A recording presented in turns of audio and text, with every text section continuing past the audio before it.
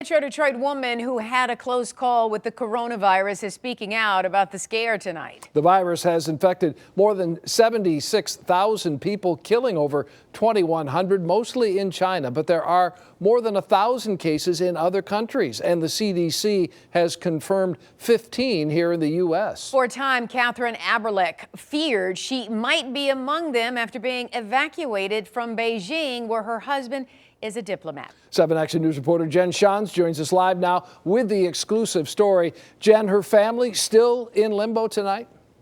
Katheryn Aberlich is still unsure of when and if her family can return to China. Her husband is currently on leave with his job at the State Department. Now, she tested negative for the coronavirus, and those results came back before she was transferred here to McLaren-Macomb to receive treatment for viral pneumonia, and that's what made her sick in the first place.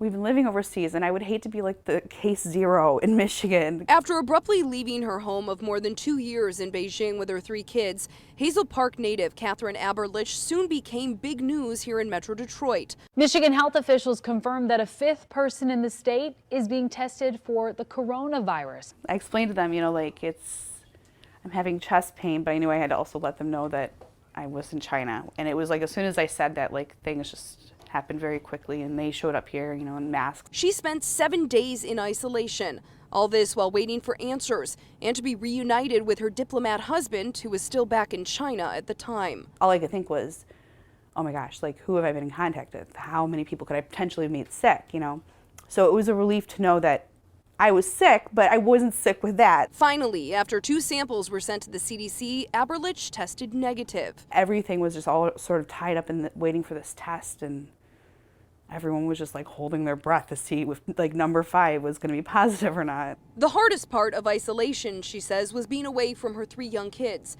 FaceTime twice a day just wasn't the same.